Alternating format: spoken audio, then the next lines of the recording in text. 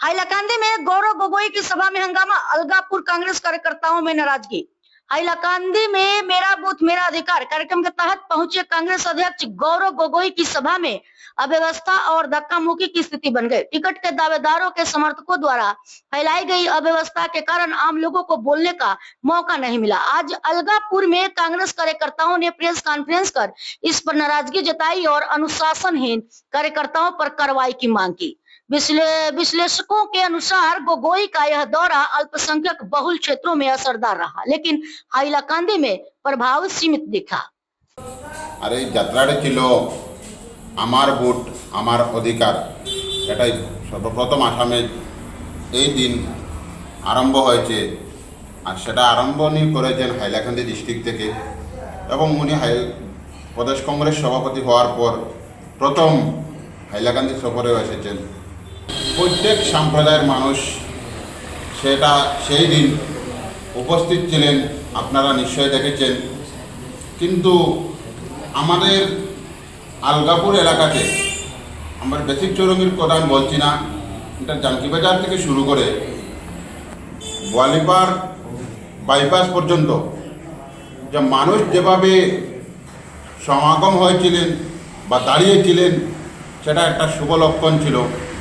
মানুষের মনের যে আশা ছিল যে গৌরব গগৈর যে যাত্রা যেটা নিয়ে উনি বাইর হয়েছিলেন, সেটা কিন্তু মানুষ বলতে পারেননি। আমার ভোট আমার অধিকার মানুষে যে অভিযোগ করতো যে আমাদের এরিয়াতে কী সমস্যা আছে, কী অভিযোগ আছে, কী প্রবলেম আছে, যদি আমাদের গভর্নমেন্ট 2026-এ আসে, এবং গভর্নমেন্ট আসার পূর্ণ সম্ভাবনা আছে, কিন্তু মানুষ যে কথাগুলো বলার যে ইচ্ছা ছিল সেটা বলতে পারেননি।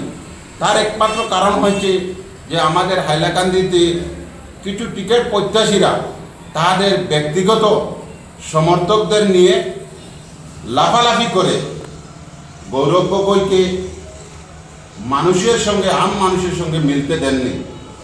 আর সেটা হয়েছিল সম্পূর্ণ একটা পরিকল্পিতভাবে। কারণ আমরা দেখেছি 2016 থেকে যে আমাদের এখানে কিছু মানুষ আছেন টিকিট প্রত্যাশীরা এইরকম লাফালাফি করেন, প্লে কার্ড নিয়ে রাস্তায় দাবি তুলেন। এরা যদি কংগ্রেসে হয়ে থাকেন তাহলে সর্বপ্রথম তাদের প্লে কার্ডে লেখা থাকার কথা ছিল কংগ্রেস জিন্দাবাদ, রাহুল গান্ধী জিন্দাবাদ, গৌরব গগৈ জিন্দাবাদ। কিন্তু ওরা ওই রকম না বলে তাদের ব্যক্তিগত নেতার নাম দিয়ে জিন্দাবাদ জানিয়ে আম জনসাধারণকে কোনো কথাবার্তা গৌরব গগৈর সম্মুখে বলতে দেন নাই। এইরকম যারা করেন তাদের বিরুদ্ধে আমাদের দল একটি পদক্ষেপ নেবার প্রয়োজন আছে। কারণ আমাদের নেতারা আগামী দিনেও আসবেন, বিভিন্ন স্তরের আসাম লেভেল, স্টেট লেভেল নেতারা আসবেন। কিন্তু এইরকম যদি অপদস্থ করা হয় তাহলে আমরা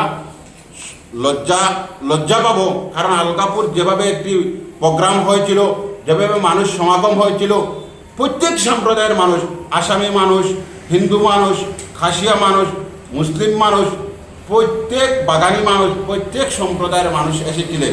কিন্তু ওই রকম নেতাদের কিছু কর্মকাণ্ডের কারণে গৌরব গগৈর সঙ্গে ওরা মিলতে পারেননি, ওরা কথা বলতে পারেননি। এইরকম নেতারা কার কাজ করছেন, আমি মনে একটি সন্দেহ আসছে যে ওরা কার কাজ করছে বলা খুব কঠিন হচ্ছে।